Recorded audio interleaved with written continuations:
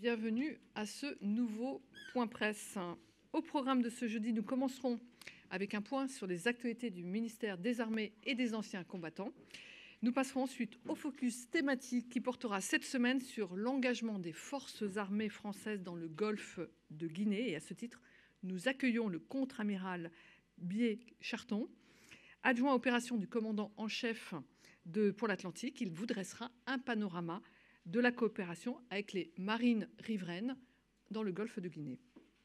Enfin, le colonel Guillaume Vernet, porte-parole de l'état-major des armées, fera un point sur les opérations militaires françaises.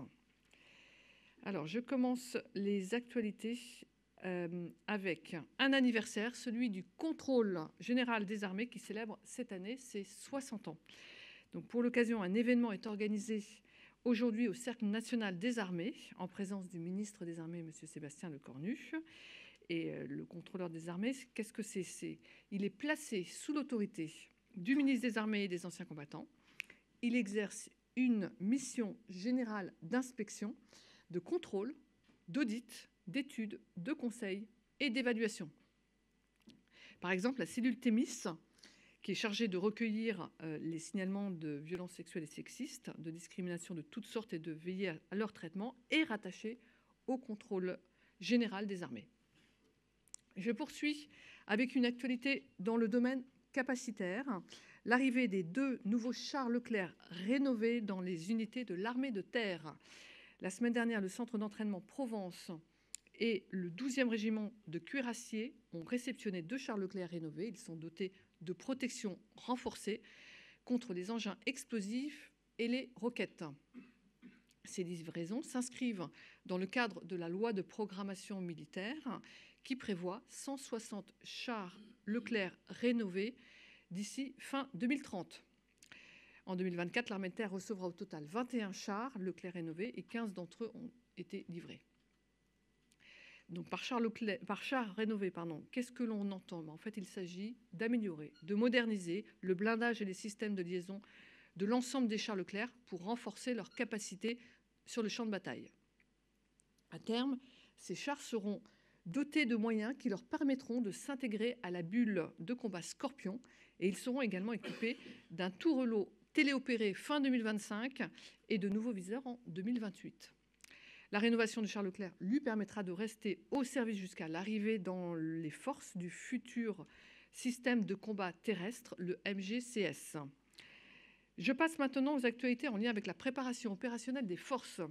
Du 13 au 18 octobre, l'armée de terre réalisera un exercice de combat blindé en montagne dans les Alpes du Sud, appelé Edelweiss. Cet exercice est un entraînement de haute intensité.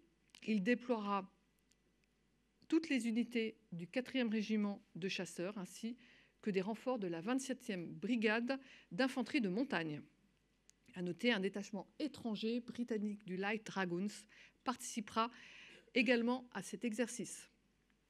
Cet exercice a pour objectif de renforcer l'expertise du combat blindé en milieu montagneux et au total, 450 soldats, plus d'une centaine de véhicules dont des motos, quads, véhicules blindés légers et des chars AMX-10 RC seront déployés lors de cet exercice. Ils seront également appuyés par des drones et des avions de chasse. Pour en savoir plus, n'hésitez pas à contacter le CIRPATER. Deuxième exercice de préparation opérationnelle, cette fois-ci interallié, l'exercice Rammstein Flag.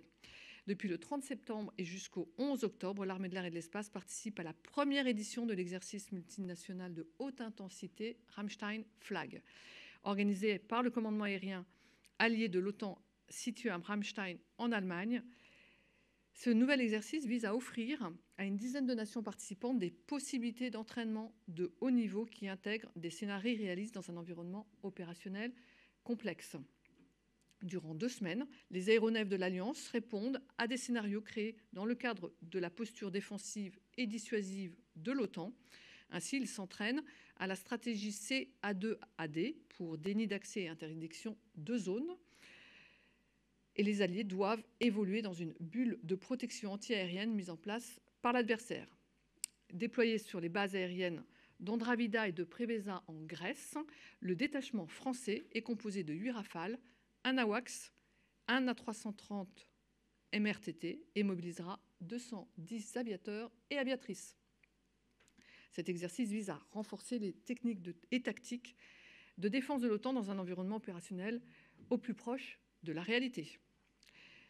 Du côté de Paris, le 13 octobre se déroulera la 46e édition des 20 km de Paris. Créée en 1979 avec le concours de l'armée de l'air, cette course de demi-fond est l'une des plus anciennes en Europe. Et l'armée de l'air et de l'espace est encore aujourd'hui un partenaire majeur de cette course. Et chaque année, l'événement rassemble plus de 30 000 coureurs, dont de nombreux militaires et civils de la défense qui représentent l'institution. Et nous aurons d'ailleurs une équipe d'ICODE qui participera à cette course. Dirigeons-nous maintenant vers Élancourt, où se déroulera la deuxième étape du PME Tour des GA, le 17 octobre prochain. Il s'agit de rencontres régionales co-organisées dans tout l'Hexagone par la Direction générale de l'armement et des pôles de compétitivité régionaux. Ces rencontres permettent de favoriser les échanges entre les sociétés locales qui travaillent dans le domaine de la défense ou qui souhaitent y travailler et des acteurs ministériels et institutionnels. Le 17 octobre, l'événement s'adressera principalement aux entreprises adhérentes des pôles ainsi qu'aux PME et ETI sous-traitantes de l'industrie de défense et de sécurité d'Île-de-France, de Normandie et des Hauts-de-France. Au programme, des échanges autour du thème de l'intelligence artificielle au service des industries de défense. Et pour toute information complémentaire, n'hésitez pas à vous rapprocher de la DGA. Autre événement à vous signaler, le coup d'envoi de la première édition du Dronathlon est lancé. Organisé par la Marine nationale, la Direction générale de l'armement et l'Agence de l'innovation défense, la première édition du Dronathlon aura lieu du 7 au 11 octobre sur la presqu'île de Saint-Mandrier, près de Toulon. Cet événement vise à promouvoir la mise en œuvre de nouvelles capacités autonomes en soutien aux opérations maritimes. 35 entreprises réparties en 9 groupes ont été sélectionnées pour venir répondre à des scénarios côtiers et hauturiers imaginés par le Centre de combat naval autour des thèmes suivants: reconnaissance d'une zone côtière et établissement de la situation en haute mer. Chaque groupe devra tester et éprouver ses solutions en conditions réelles aux côtés des experts de la marine et de la DGA. Et ils devront tenter de détecter, identifier, caractériser et géolocaliser des obstacles, des systèmes d'armes ou encore effectuer une cartographie du trafic maritime et aérien dans la zone. Une séquence presse sera organisée le vendredi 11 octobre matin à Saint-Mandrier et vous pouvez vous accréditer auprès du Sherpa Marine. Autre actualité de la Marine nationale, la mission Bougainville pilotée par la Marine nationale, Sorbonne Université et le consortium Plancton Planète lance sa deuxième édition. La mission accueille ces 6 nouveaux volontaires officiers aspirants en biodiversité et ces étudiants sélectionnés pour la mission Bougainville intègrent leurs équipages pour une durée d'1 an. Ils auront une mission scientifique à accomplir, réaliser des prélèvements de plancton dans les zones peu connues, situées à l'écart des grandes routes maritimes, afin d'améliorer la connaissance du microbiome marin et planétaire. Ces prélèvements sont réalisés à l'aide de capteurs développés par Plancton Planète et embarqués à bord des bâtiments de soutien et d'assistance outre-mer à La Réunion, en Nouvelle-Calédonie et à Tahiti. La mission tire son nom de Louis-Antoine de Bougainville, officier de marine et explorateur qui a réalisé le premier tour du monde français au XVIIIe siècle. Bougainville symbolise l'esprit d'exploration et de découverte et s'inscrit dans la tradition française d'excellence dans l'exploration des océans planétaires. S'il n'y a pas de questions, donc je passe au focus thématique dédié cette semaine à l'engagement des forces armées françaises dans le golfe de Guinée. Et pour commencer, une petite présentation du golfe de Guinée, situé à l'ouest du continent africain. Cette zone comprend 19 pays et s'étend sur 5700 km de littoral du Sénégal à l'Angola. Riche en ressources naturelles, cette région représente l'un des points névralgiques du trafic maritime au large du continent. 4000 navires y transitent chaque jour. Et par sa position géostratégique, il constitue un enjeu majeur pour la sécurité internationale. Ces dernières années, l'environnement sécuritaire du golfe de Guinée a connu une dégradation, notamment en raison d'activités de piraterie et de pêche illicite, de l'essor de la criminalité organisée et des effets du changement climatique. L'extension de la menace terroriste affecte également les équilibres de la région. Face à l'augmentation de ces menaces, la coordination de tous les pays riverains s'est dynamisée et a été renforcée notamment par le soutien de la France et de l'Union européenne. Et à la demande des États riverains, la Marine nationale accompagne les marines des pays du Golfe de Guinée pour sécuriser leurs espaces maritimes. Cette approche coordonnée s'inscrit dans le cadre de l'architecture de sécurité maritime de Yaoundé. La France partage donc son expertise dans le domaine de la lutte contre l'insécurité maritime via l'action de l'État en mer. Et la Marine nationale œuvre ainsi en partenariat avec les acteurs régionaux et européens dans le cadre de l'opération Corambe. Initié il y a plus de 30 ans, ce déploiement permet aux armées riveraines et françaises de partager leur savoir-faire et renforcer leur interopérabilité afin de mener des actions conjointes dans le golfe de Guinée. Je n'en dis pas plus pour laisser la parole à au contre-amiral Biek-Charton. Amiral, c'est à vous.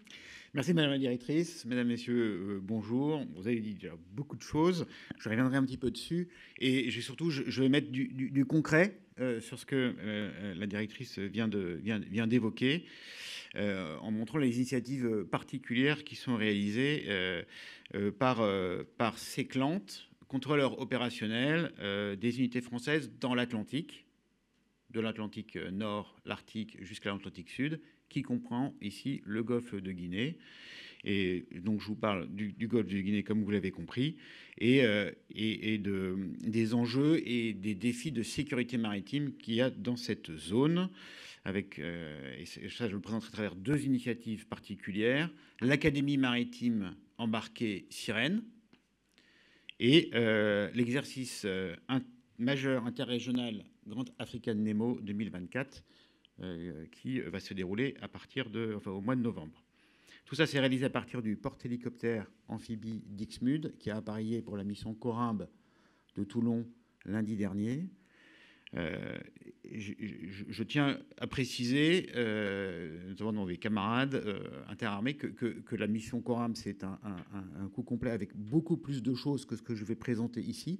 Je fais un focus sur les activités maritimes, mais il y a un sous-groupement tactique embarqué à bord avec énormément de choses qui vont se passer à terre dans les pays partenaires également. Mais ça peut faire l'objet d'un point presse particulier.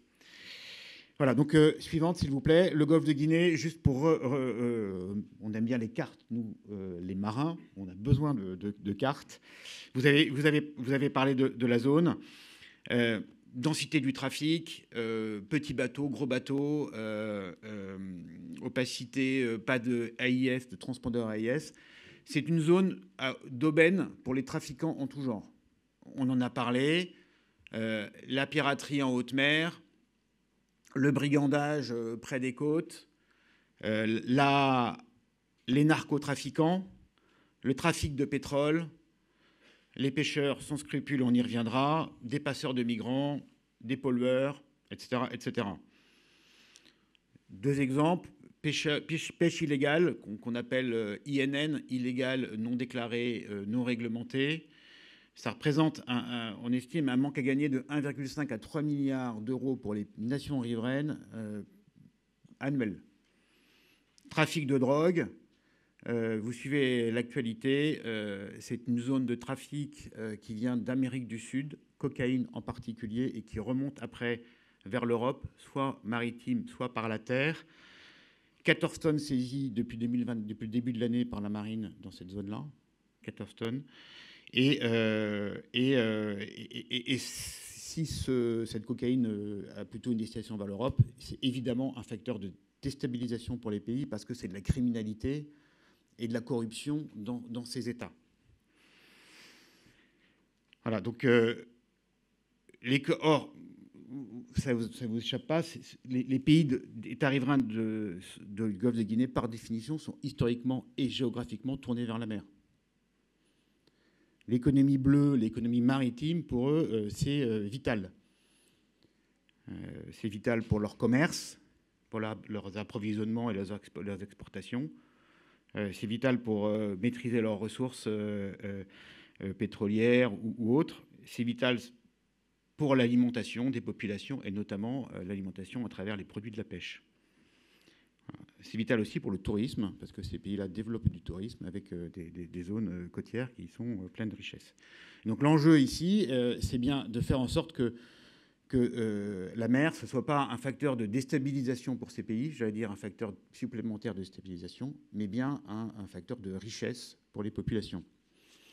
Suivante, s'il vous plaît. Alors, comme l'a dit Madame la directrice, les États riverains se sont organisés depuis 2013 pour faire face à ces menaces. L'architecture de Yaoundé, c'est bien des initiatives communes des pays, pour lesquels donc ça date de 2013, la mise en place. La communauté des États, la communauté économique des États de l'Afrique centrale et la communauté économique des États d'Afrique de l'Ouest sont à la manœuvre avec l'Union européenne et les partenaires pour mettre en place un dispositif complet le long des côtes de zones de responsabilité avec des centres nationaux, des centres multinationaux, des centres régionaux. Ici, vous avez le centre régional de sécurité maritime d'Afrique de l'Ouest à Abidjan et le centre régional de sécurité maritime d'Afrique centrale à Pointe-Noire. Et tout ça avec une gouvernance à Yaoundé, le centre interrégional de coordination. Mise en place donc de structures et de moyens de communication pour se partager l'information, travailler ensemble tout en respectant la souveraineté de chacun des États vis-à-vis des autres, l'un vis-à-vis des autres. Ça a apporté des fruits, indéniablement, le brigandage et la piraterie. Alors, juste avant de ça, ça a apporté des fruits parce qu'il y a aussi, ça s'accompagne aussi d'une initiative capacitaire avec une montée en puissance des marines, notamment avec des vecteurs plus modernes, des patrouilleurs, notamment qui sont modernes et qui sont bien dessinés pour pouvoir répondre à ces trafics. Deux exemples pour montrer que ça porte ses fruits. Le brigandage et la piraterie a pratiquement disparu, même s'il y a encore des résurgences. C'est jamais acquis, mais c'est bien maîtrisé par ces États. Et puis le narcotrafic, puisque l'année dernière, 8 tonnes de cocaïne ont été saisies par des pays partenaires en partenariat avec la France, soit dans le domaine du renseignement et aussi parfois avec des vecteurs aériens pour localiser ces narcotrafiquants. La France donc contribue à cet effort à travers la mission Coram depuis 1990, donc qui permet d'offrir un système complet et cohérent de partenariat vers ces marines riveraines. Donc je détaille suivante deux initiatives particulières qui auront lieu donc sur le porte-hélicoptère amphibie Dixmude, actuellement à la mer. L'académie maritime embarquée Sirène. Alors Sirène, c'est quoi?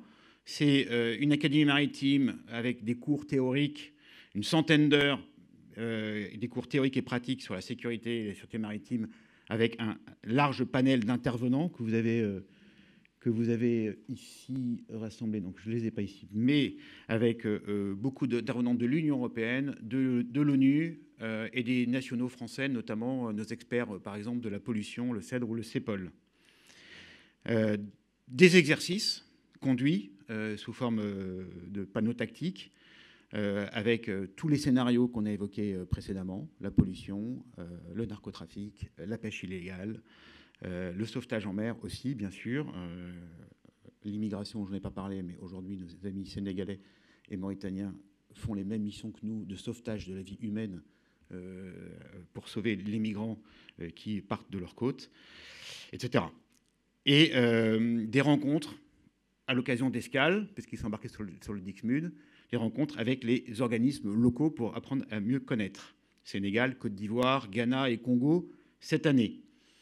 Sirène, c'est qui? C'est le troisième stage du nom. 2022, 17 stagiaires, 28 stagiaires en 2023, 32 stagiaires en 2024, 17 nationalités, 14 nationalités pays riverains du Golfe de Guinée, plus un Français, un Italien, un Espagnol, qui aussi bénéficient de cette instruction et de cette connaissance du milieu maritime. Les profils, hommes, femmes, 30 à 40 ans, déjà des cadres actifs dans leur pays, que ce soit dans les unités embarquées.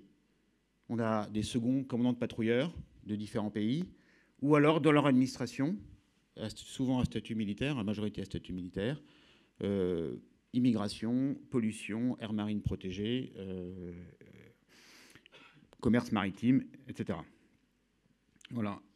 Un encadrement multinational. Le directeur de stage est un officier de marine français, mais le directeur adjoint est un capitaine de frégate togolais qui sort de l'école de guerre et qui est dans la marine togolaise, dans un centre d'opération de la marine togolaise à Lomé, et qui a été mis à disposition par le Togo pour être directeur de stage adjoint pour tout cet embarquement. Donc sur le Dixmude, l'objectif, vous l'avez bien compris, c'est créer un réseau d'acteurs expérimentés qui se connaissent. Et on sait bien que quand on a fait un stage ensemble pendant 5 semaines, hein, ça part de Toulon, 1 semaine à Toulon, intégration, et puis 5 semaines de mer jusqu'à Pointe-Noire au Congo fin octobre. Partage d'expérience, parce que ces gens-là ont déjà de l'expérience, acquisition de connaissances, et après une capacité à travailler ensemble. Et on réfléchit d'ailleurs à un alumni de ces personnes pour pouvoir après continuer à entretenir la communication entre eux. Seconde initiative, et je vais aller rapidement parce que je prends du temps. GANO, l'exercice Grand African Nemo, qui est un exercice annuel, où là on opérationnalise cette coopération à travers un exercice, donc suivante s'il vous plaît, à travers un exercice qui se déroule dans toutes les zones. On mobilise toutes les nations riveraines, donc c'est un an de préparation avec eux, hein. C'est co-organisé par la France et l'architecture de Yaoundé, les différents centres dont je vous ai parlé. Et on joue un certain nombre de scénarios dans toutes les zones en même temps, avec des partenaires extérieurs du Golfe de Guinée. On a cette année 7 pays, plus des observateurs de plusieurs nations. Et l'année dernière, cette année, 55 unités africaines qui sont impliquées dans leur zone d'activité et parfois qui en profitent. Et c'est une première cette année, notamment pour la Côte d'Ivoire, qui va se déployer dans d'autres pays à l'occasion de cet exercice. On joue des scénarios, on joue de la communication entre les différents centres. Des observateurs sont placés dans français et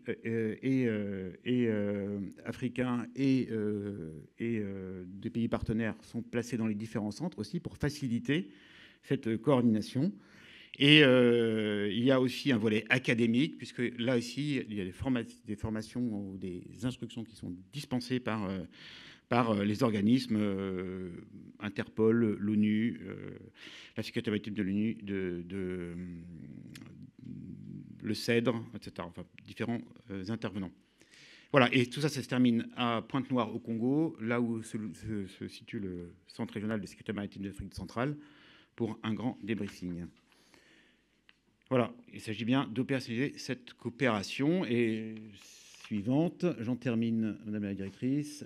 Juste là, pour vous donner quelques chiffres sur le bilan de l'année dernière. Donc cette année, il y a encore plus de monde impliqué, 54 unités africaines, enfin 55 unités africaines, ce qui montre qu'il y a une adhésion et qu'on voit aussi dans le stage. J'ai rencontré les stagiaires à Toulon la semaine dernière,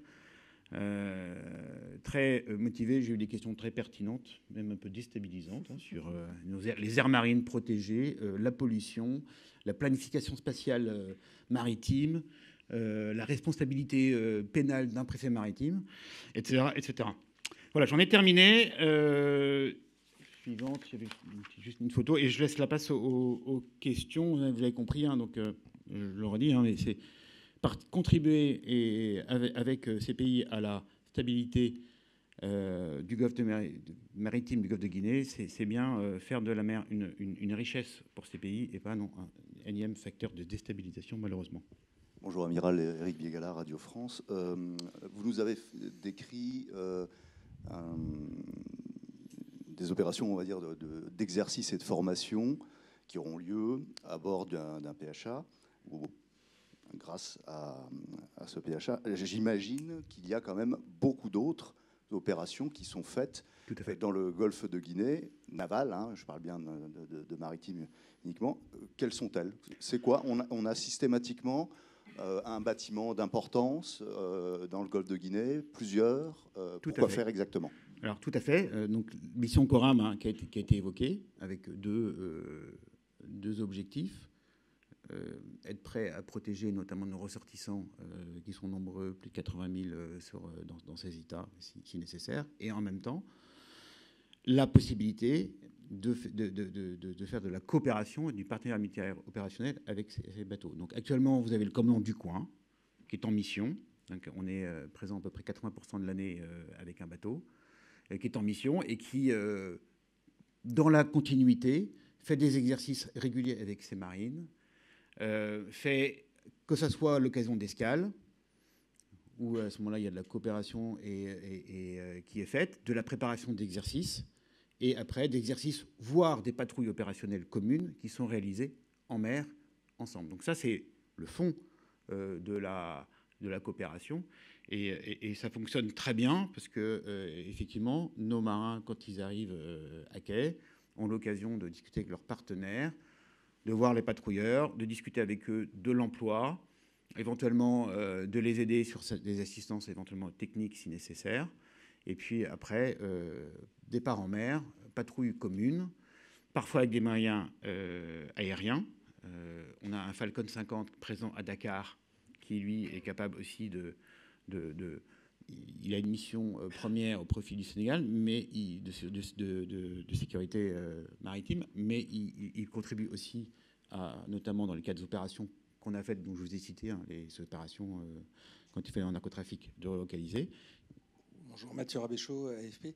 Vous avez mentionné que l'Union européenne participait à l'architecture de Yaoundé. Y a-t-il des pays européens qui, à l'instar de la France, déploient des navires sur une base régulière dans le golfe de Guinée pour des missions similaires? Oui, tout à fait. Tout à fait. Donc, essentiellement portugais. Sao Tomé et Principe, il y a un patrouilleur portugais qui est stationné là-bas. Espagnol, italien. Voilà. Ce sont les principaux pays qui sont aujourd'hui européens qui sont dans la zone, de manière moins fréquente que nous, à parler portugais parce que c'est un peu particulier, avec le patrouilleur qui est dédié, qui est assez peu statique. Et donc, à travers les présences maritimes coordonnées de l'Union européenne, eh ben, on va harmoniser nos programmes et puis rassembler les forces pour pouvoir faire des exercices ou des patrouilles en commune. Et donc là, ils participent évidemment à Grand Traficant Nemo. Ils sont acteurs avec des observateurs et des bateaux. Et puis on agit de concert auprès de l'Union européenne, hein, qui anime à travers un certain nombre de projets que je ne détaillerai pas parce qu'ils sont assez nombreux. Mais notamment, s'il y a un projet que je peux citer, c'est le projet Yaris, qui est un projet de système d'information qui permet l'échange entre les différents pays, d'échange de situations maritimes, échange de contacts historiques des navires, et qui permet à chaque centre de travailler. Les bateaux peuvent en être dédiés, et qui permet d'ouvrir des chats sur des cas particuliers et de travailler ensemble, ou pas.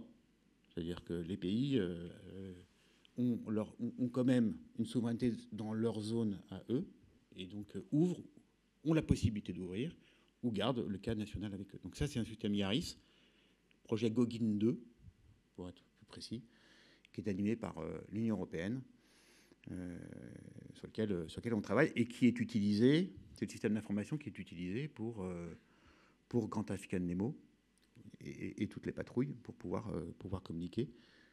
Il est aussi fait partie aussi de système d'information qui est utilisé pendant le stage Sirène pour les cas tactiques.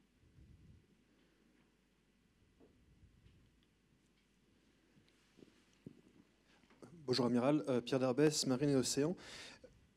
Quelle dynamique pour les partenaires militaires opérationnels bilatéraux dans la région, auprès des pays francophones d'une part, il y a eu plusieurs choses ces derniers mois, mais aussi auprès des pays anglophones, étant donné que c'était également un des objectifs qui avait été annoncé par le gouvernement?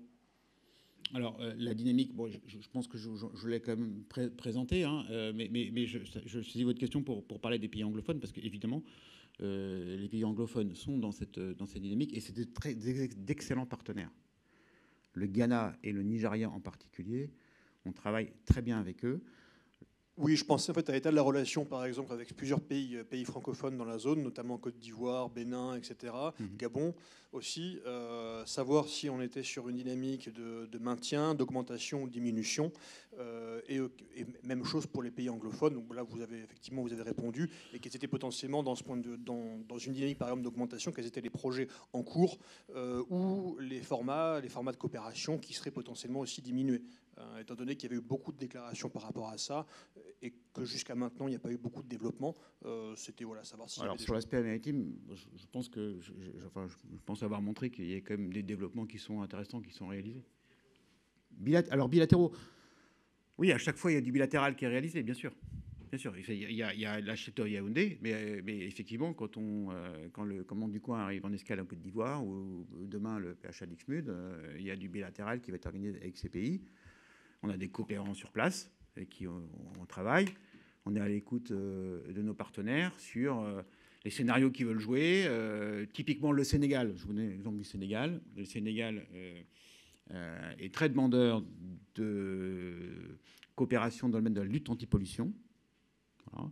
Donc à la suite du séminaire des SGMR qui a été réalisé l'année dernière, on a monté, elle aura lieu dans 15 jours, une coopération avec le Sénégal dans la pollution, avec le CEDRE et le CEPOL, deux organismes, le CEPOL de la marine et le CEDRE, un organisme indépendant national, avec des thématiques sur la pollution maritime.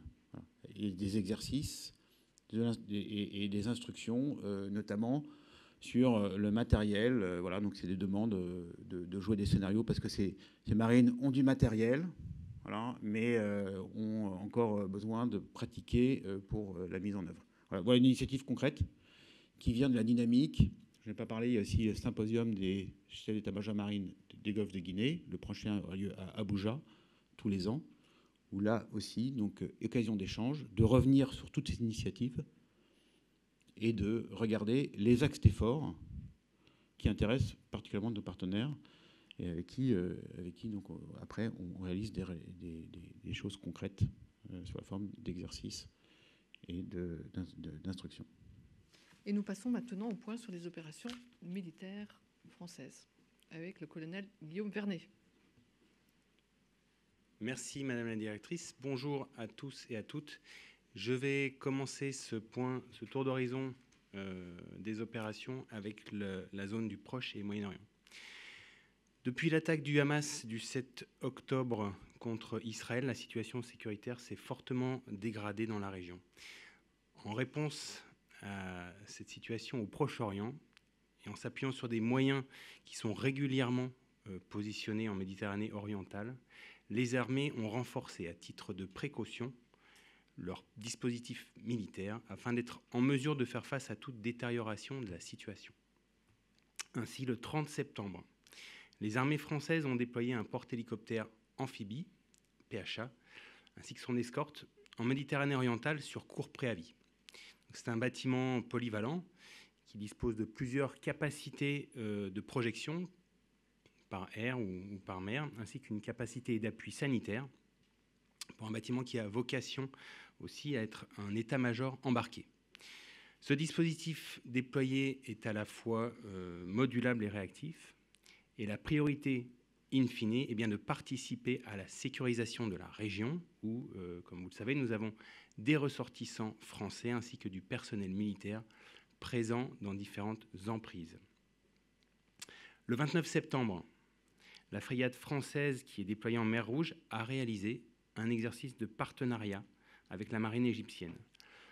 Après un appareillage commun du port Safaga, la frégate française et une corvette égyptienne ont conduit ensemble des exercices de défense aérienne pour enrichir le niveau d'interopérabilité entre les deux marines. Cet exercice entretient les liens avec le partenaire dans la région. La frégate a actuellement repris sa mission d'escorte dans le cadre de la mission Aspides. Cette opération répond à la situation dégradée dans la zone et participe au quotidien à la sécurisation de cet axe stratégique.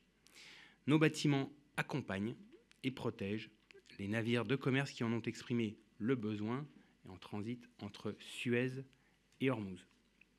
Le 26 septembre, dans l'espace aérien irakien, les rafales de la base aérienne projetées au Levant ont conduit un exercice commun au combat air-air avec 2 F-16 irakiens. Cet entraînement, Partner Nation Integration, a permis de travailler l'interopérabilité entre les forces françaises et les forces irakiennes et renforcer ainsi la coopération bilatérale entre les deux nations.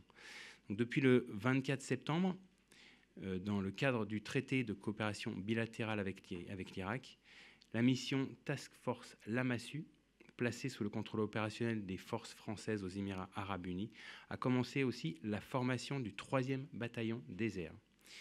Ce module vise à entraîner les sections irakiennes aux manœuvres de combat en milieu désertique.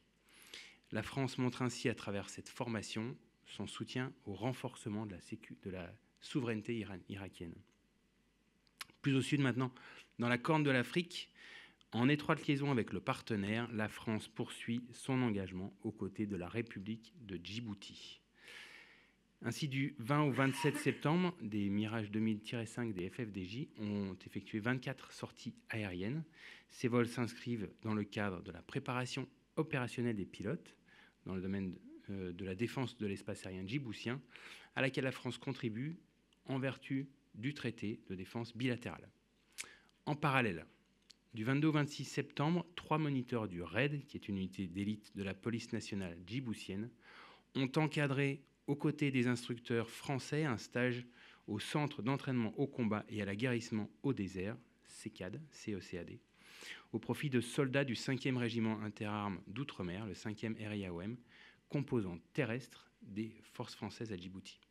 Cet entraînement conjoint a permis de renforcer les liens entre les membres des forces de sécurité intérieure djiboutiens et les militaires français, amenés à travailler ensemble dans un environnement particulièrement exigeant.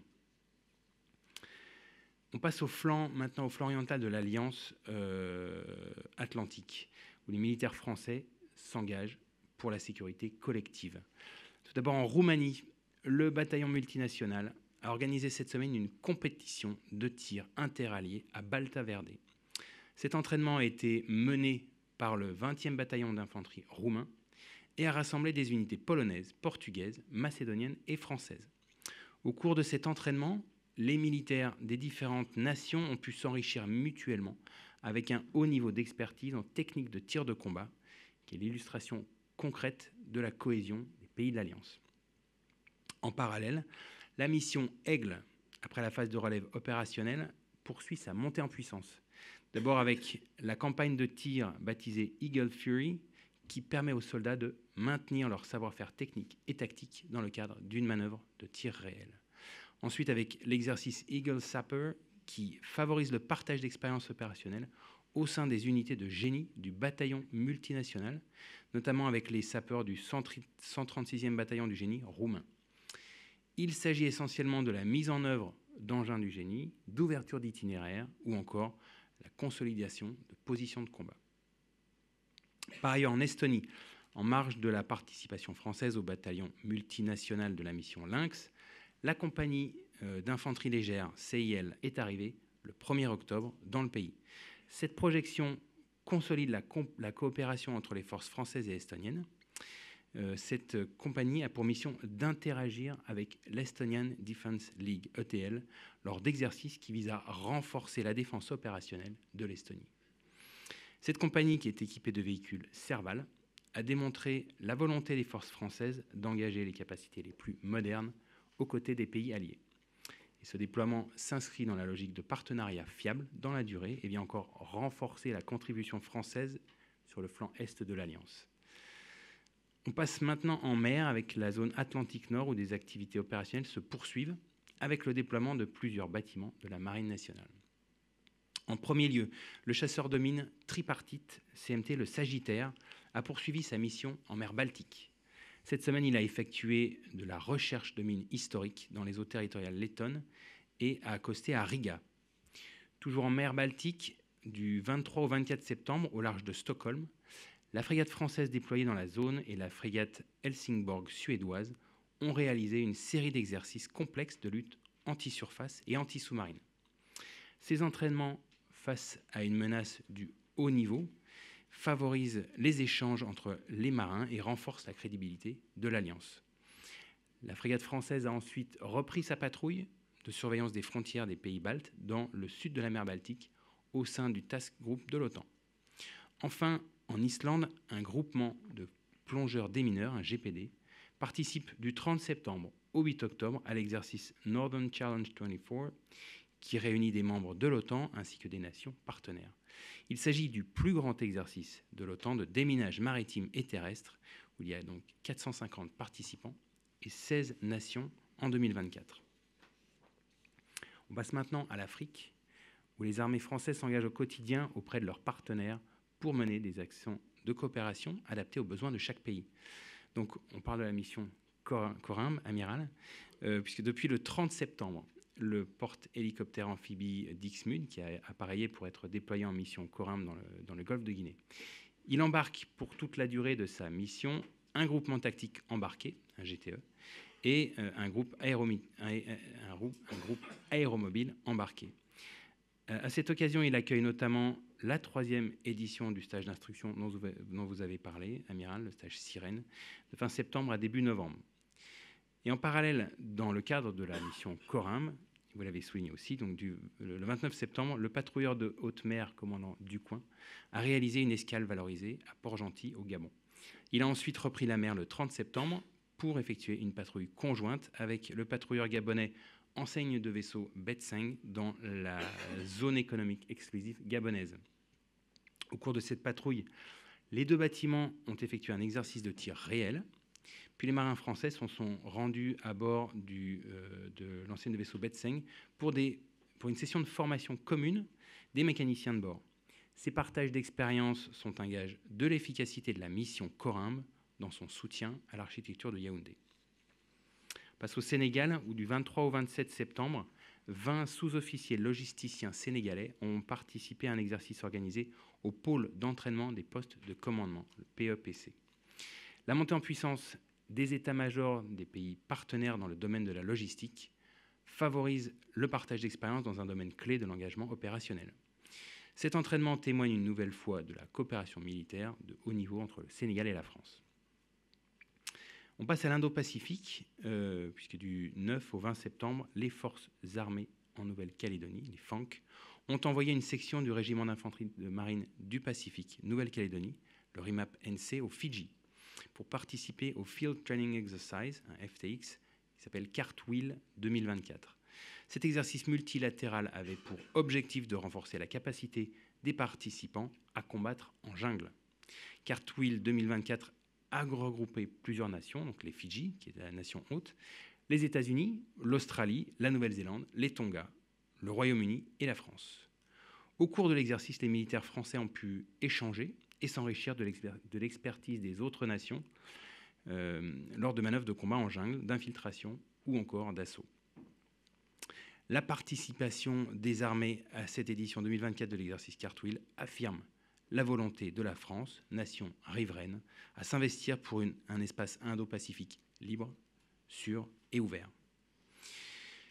Dans le cadre de son déploiement en zone indo-pacifique, la frégate multimission, la FREMM Bretagne, qui est intégrée au groupe aéronaval italien centré autour du porte-aéronef Cavour, a réalisé cette semaine un exercice d'évacuation médicale.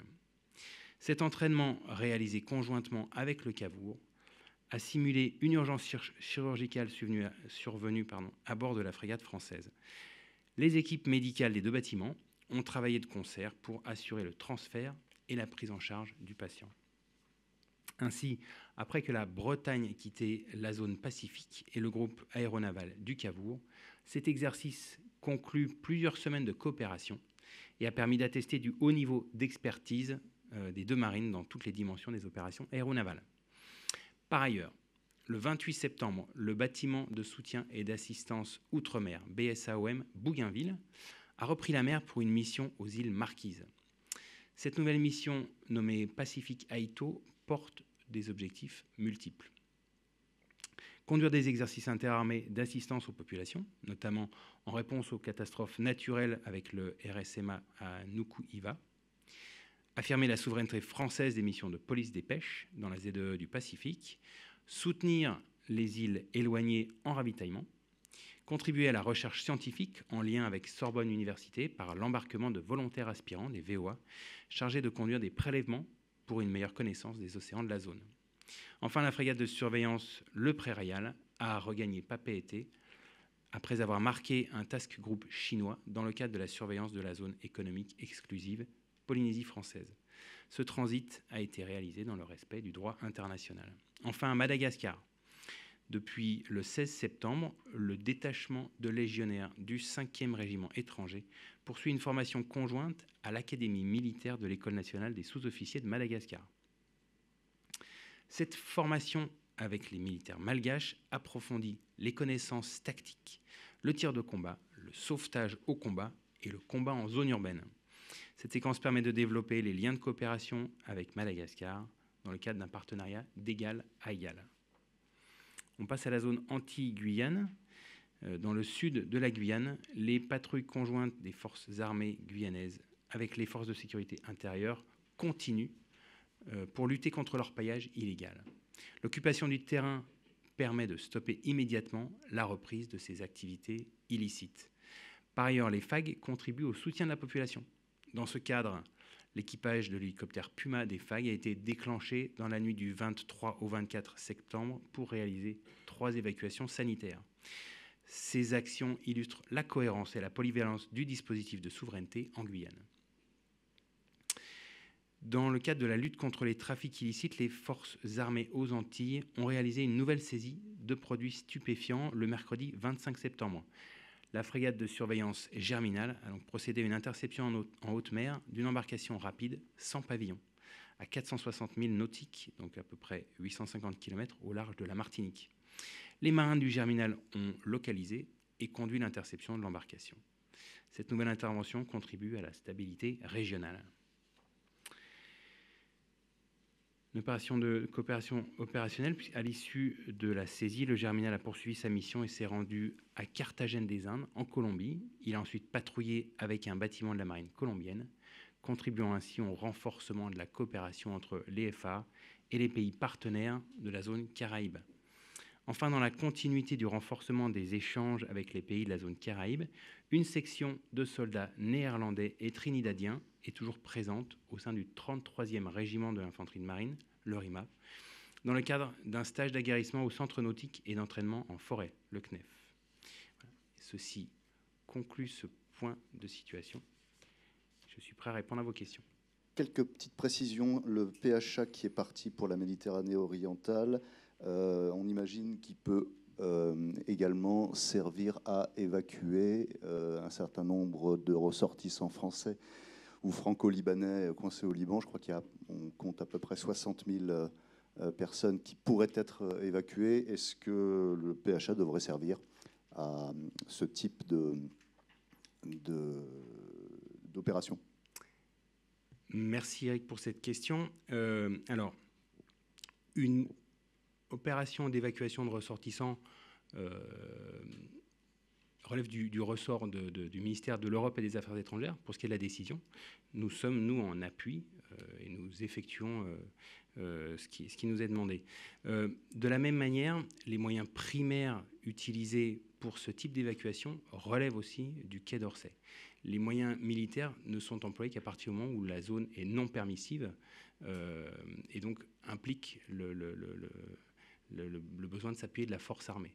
Donc je ne veux pas présager et prescrire à la place du Quai d'Orsay, mais effectivement, vous avez raison, on a mis en place un moyen qui est polyvalent dans le but de pouvoir répondre à tout type de crise.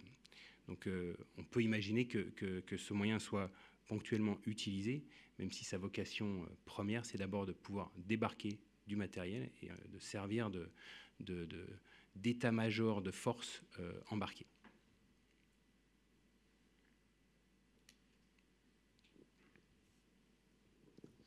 Bonjour, Lionel, ça marche? Oui. Mériel Lecrafret de Valeurs Actuelles, je voulais prolonger cette question.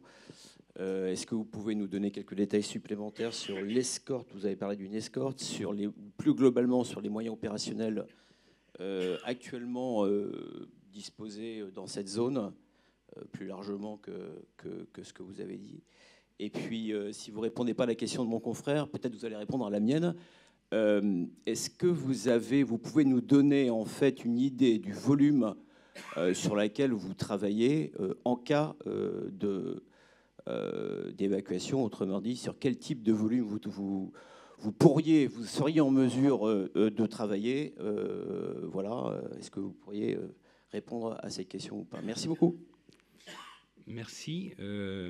Alors, des détails supplémentaires. Donc, effectivement, comme je l'ai précisé dans le point presse, le porte-hélicoptère amphibie est régulièrement employé, et généralement, c'est bien avec une escorte. Donc, c'est une frégate de premier rang qui permet d'assurer la sécurité du bâtiment.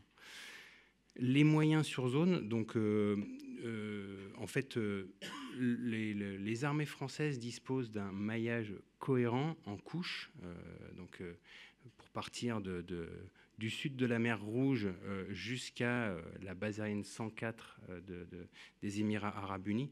On dispose de moyens qui permettent d'avoir une capacité de connaissance et d'anticipation, donc en fait nos yeux et nos oreilles, et on dispose de moyens d'action, donc ce qui a été développé tout au long de ce point presse, donc des bâtiments à la mer. Nous avons d'autres moyens d'action dans les airs, des avions qui sont déjà prédéployés en permanence, que ce soit à la base aérienne projetée au Levant ou que ce soit sur la base aérienne 104. Donc tout ce maillage cohérent et robuste est là pour assurer la sécurité des intérêts français, donc des ressortissants français et des militaires français qui sont dans la région. Donc c'est bien cet ensemble de moyens sur lesquels on compte pour faire face à une toute détérioration de la situation.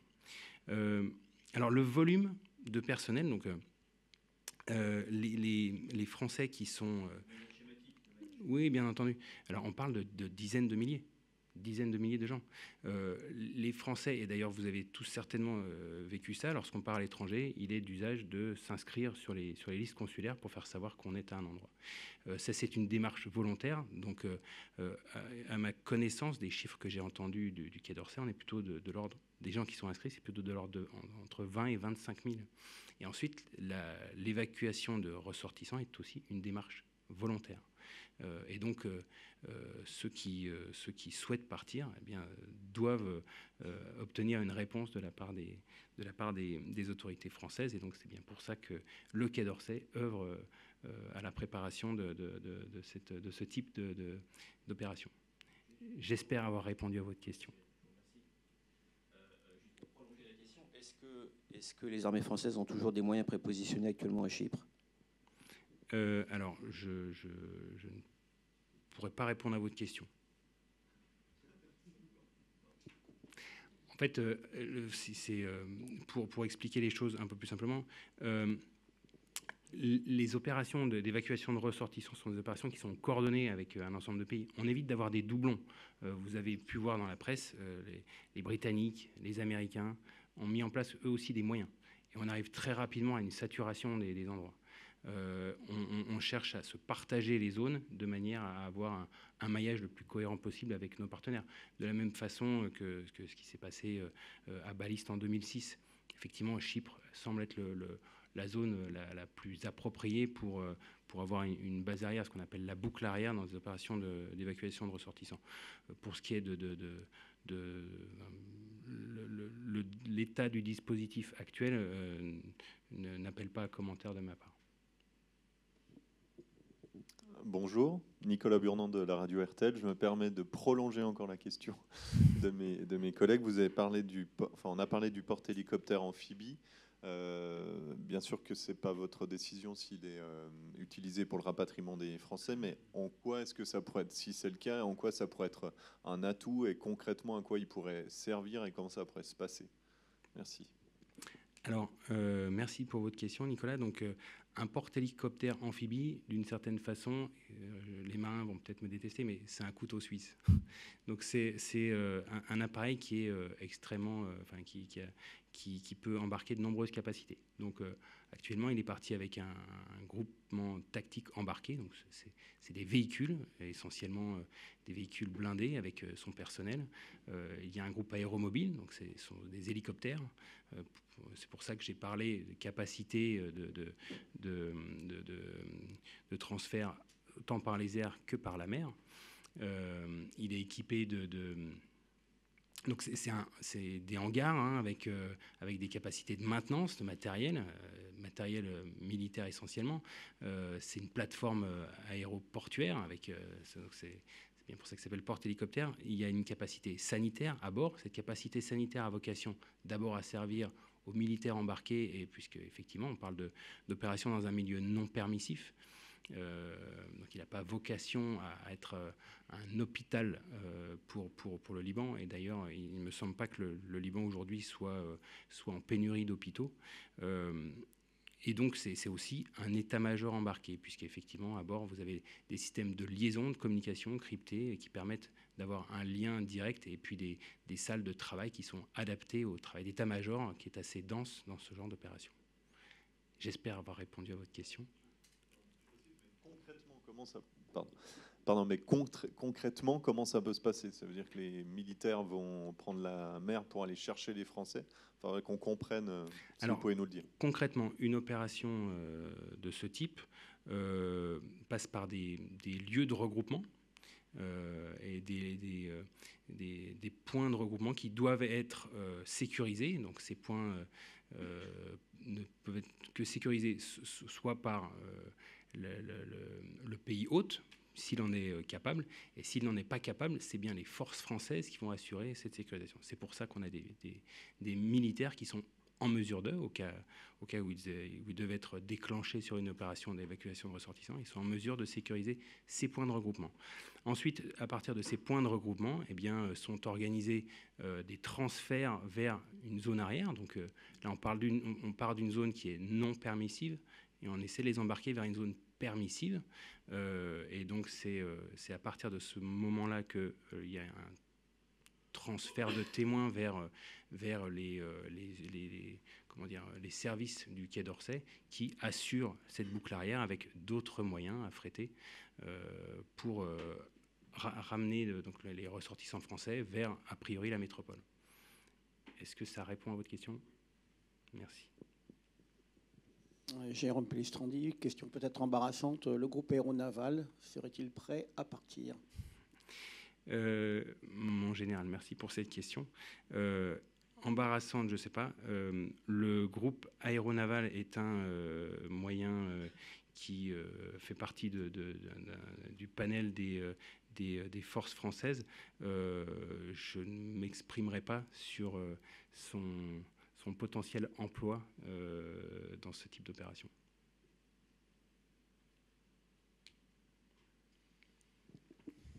Bonjour mon colonel. Comment voyez-vous l'évolution de la situation en mer Rouge, d'une part, donc dans les mois à venir? Première chose, et quid d'une éventuelle augmentation du dimensionnement de l'opération Aspides, tel que l'avait demandé son commandant en avril? Merci pour votre question. Alors, je ne ferai pas de commentaires particuliers sur l'évolution de la situation. Vous avez vu comme moi qu'elle est extrêmement inflammable avec les milices Houthis qui régulièrement vont cibler des navires de commerce. Donc, tabler sur l'évolution... c'est compliqué à ce stade. Ce que je peux vous dire, c'est qu'effectivement, les armées françaises sont très impliquées dans l'opération Aspides, à laquelle elles participent depuis son origine et pour laquelle la France est également architecte. Un renforcement de cette opération relève d'une décision collégiale au sein de l'Union européenne, puisque c'est bien une coalition de moyens, une coalition ad hoc pour ce type d'exercice. On parle régulièrement de notre frégate, mais on ne travaille pas seul. Hein. Il il y a d'autres moyens qui sont mis en œuvre par nos partenaires. Pour répondre exactement à votre question, c'est possible, c'est toujours une discussion qui peut être menée, mais la question serait plutôt à adresser à l'Union européenne qu'au porte-parole du chef d'état-major des armées. Alors, en complément, je sais que l'opération Aspides est uniquement défensive, mais comment dirais-je, le relatif, voire même l'échec tout court des frappes de rétorsion anglo-saxonnes sur les Houthis est couplé à, comment dirais-je, à la stagnation, entre guillemets, à la perpétuation de la menace, participe-t-elle à perpétuer cette volonté défensive ou au contraire à peut-être envisager des frappes directes sur les Houthis? La mission Aspides n'est pas... le mandat de la mission Aspides n'est pas un mandat de cet ordre. Donc, voilà, pas plus de commentaires.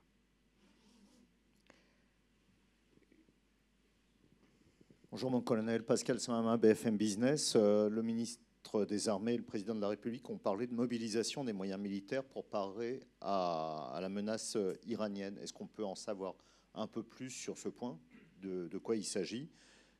Autre question qui n'a rien à voir, qui est plutôt flanc Est, concernant les Mirages que la France pourrait envoyer à l'Ukraine, où en est-on? Merci. Merci Pascal pour votre question. Donc, pour ce qui est de la mobilisation des moyens militaires, je crois déjà avoir répondu 2 fois à cette question. Donc effectivement, nous mettons en œuvre dans nos plans dans nos plans de planification opérationnelle, nous avons un ensemble de moyens qui sont à disponibilité. Donc je l'ai évoqué, hein, ça part de Djibouti jusqu'à la base aérienne 104 aux Émirats arabes unis. Donc c'est un ensemble cohérent de moyens et qui se robuste avec différentes couches, une partie maritime et une partie aérienne.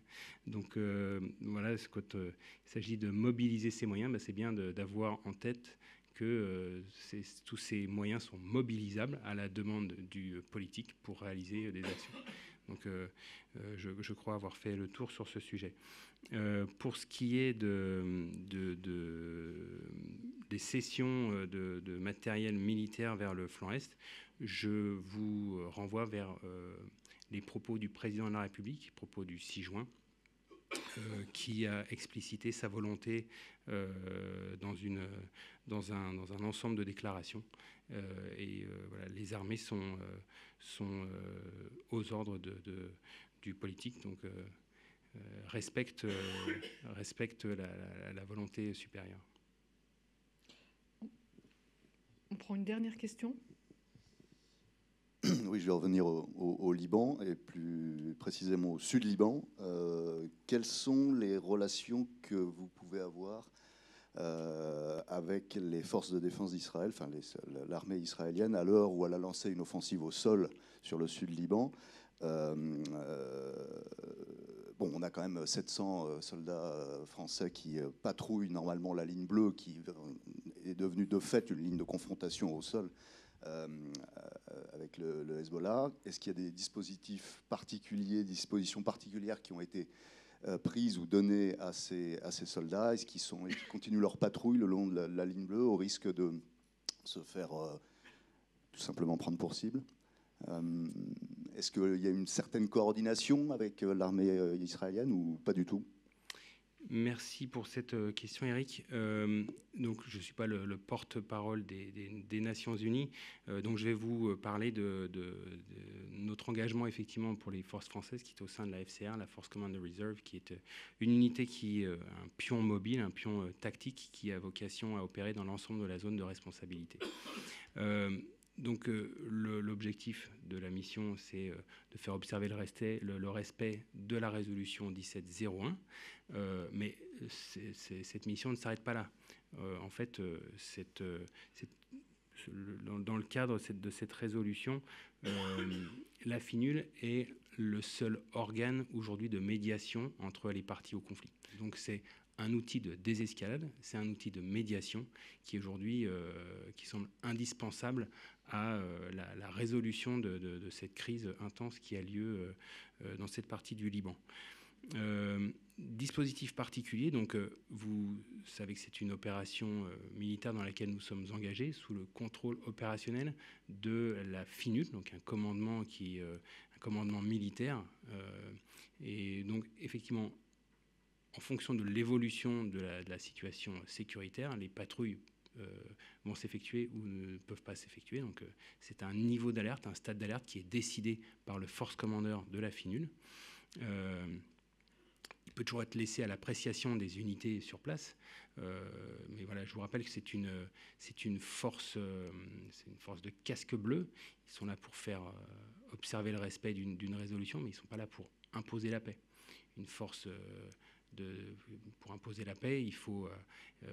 Vous êtes familier du milieu de la défense. Il faut avoir une zone d'exclusion aérienne, par exemple. Il faut, face à un char d'assaut, il faut pouvoir mettre un char d'assaut. Or, ce n'est pas le dimensionnement de cette force. On parle bien d'une force de désescalade, une force de médiation qui opère depuis de nombreuses années, et dont je veux saluer l'engagement de nos frères d'armes qui, au quotidien, effectivement, prennent des risques pour maintenir, tant que faire se peut, un canal de dialogue et de médiation dans cette zone. Merci, colonel, pour cet exposé, pour avoir pris le temps de répondre à toutes ces questions. Et nous vous donnons donc rendez-vous la semaine prochaine pour le prochain point presse du ministère des Armées et des Anciens Combattants. Bonne journée à tous.